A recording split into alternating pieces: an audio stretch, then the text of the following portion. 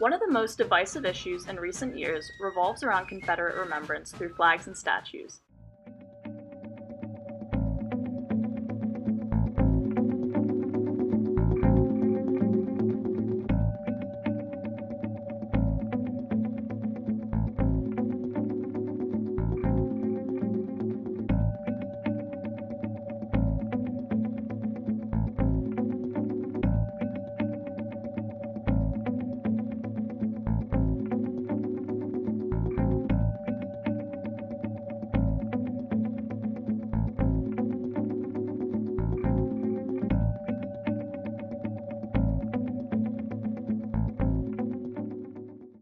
Each side is passionate about their cause, which can sometimes result in violent clashes as seen in Charlottesville, Virginia earlier this year.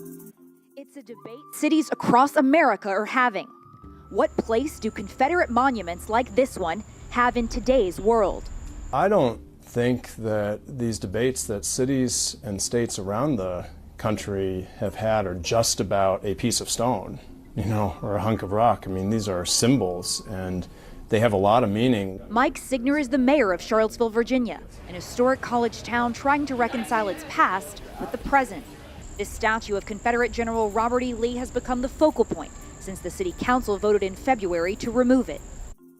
Following the violence, many states have moved to remove these monuments, drawing praise from one side and condemnation from the other. Those who argue against the removal of Confederate symbols say that the flags and statues represent Southern pride and are an important part of our history. They also question why these statues must be removed when statues of Washington and Jefferson, both slave owners, are allowed to stay. On the opposing side of the issue, those who argue for the removal of the monuments say that they are racist and have become symbols of white supremacy. Those who argue against the removal of the Confederate flags and monuments believe that they are symbols of Southern pride, not symbols of racism. In a poll from CNN Politics, 66% of white respondents said that the flag was a symbol of Southern pride, while only 17% of black respondents agreed. In Santa Barbara de Oeste, Brazil, a town that has descendants of Southerners who moved to Brazil after the Civil War, the Confederate flag is seen as a symbol of love, not a symbol of racism. Because the flag here has different meaning. What does the flag mean to him? É símbolo de amor para mim. Pick up the flag and put it in a museum. Okay, there are no problem at all. And you see that the conflict is going to continue. So the problem is not the flag.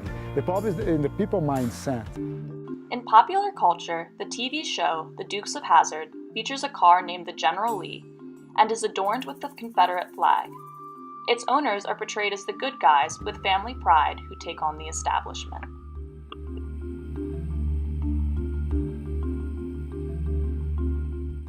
The band Lynyrd Skynyrd flew the Confederate flag at its shows as a symbol of their Southern heritage and pride. In reference to the flag's connections to the Civil War, they say that the Civil War was simply fought over states' rights. Those who believe that these monuments should not be removed also argue that these monuments are a part of our history and should not be erased. According to a Reuters poll from August 2017, 54% of adults say that Confederate monuments should remain in all public spaces. Been resolved is because the public is not for doing this. Only a small minority, only about a quarter of people polled yesterday in the United States thought that these monuments should come down. Over 60% said they should remain as historical remnants of an earlier age. So, you need to get the public on board before you do this. They believe that the country shouldn't allow its citizens to only be exposed to one point of view. If our citizens are only exposed to the ideologies of one group, how can they be expected to learn and grow? Lastly, they wonder how far the removal will go. They argue that if statues of Confederate generals are being removed, why shouldn't we remove statues of former presidents? No, George Washington was a slave owner. Was George Washington a slave owner? So will George Washington now lose his status? Are we going to take down, are we going to take down statues to George Washington? How about Thomas Jefferson? What do you think of Thomas Jefferson? You like him? Okay, good. Are we going to take down the statue? Because he was a major slave owner. Now, we're going to take down his statue. They think that if we remove the Confederate monuments, we will go too far to remove other monuments that some people might find offensive. Okay. Well, the city I live in is named after the founder of the country, the first president, whose plantation which was populated by slaves, is right down the road at Mount Vernon. So, I mean, this is not a rhetorical question, that's a real question. Should we change the name of the capital of the country? Those who argue for the removal of the monuments say that they are symbols of racism. In a poll from CNN Politics, 72% of Black respondents said that they view the Confederate flag as a symbol of racism, while only 25% of white respondents agreed.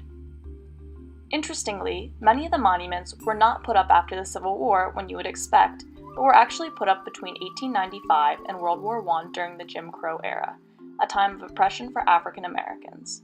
So, this side argues that the statues have no value in remembering the Confederacy, but instead were put up to oppress African Americans and served to justify slavery, the reason the Confederacy went to the war in the first place.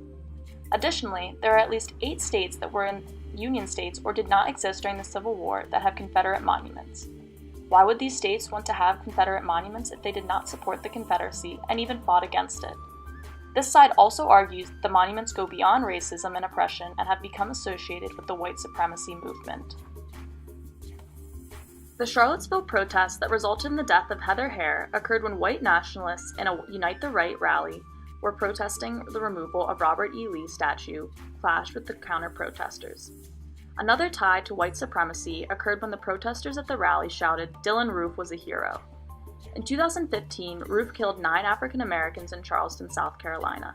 Many of his personal pictures featured him with the Confederate flag and other symbols of white supremacy. Dr. Matthew McAllister, a communications professor at Penn State University, believes that the statues should be taken down because the flag and statues are now seen as reinforcing white supremacy. He says that they are post-Civil War displays constructed during eras like the Jim Crow era, triggered by anti-Black sentiment and meant to reassert white racial superiority. Because each side has such strong views on the subject, it would be hard to find a solution that would appeal to both sides. The issue is very polarized, with whites and Republicans supporting keeping the monuments, and minorities and Democrats in favor of removing them, according to a Reuters poll. As the United States becomes increasingly polarized, especially when it comes to politics, it may be difficult to get both sides to compromise on a solution. In Russia, statues of Lenin were removed from public areas and placed in a museum sculpture garden. Perhaps we could remove the Confederate statues and place them in museums. That way, they would not be destroyed, and people would still have the opportunity to learn about these figures, but they would not be out in the public places as constant reminders of racist or supremacist ideals. Dr. McAllister suggests that it's up to local museums then to contextualize the statue's history for that particular location.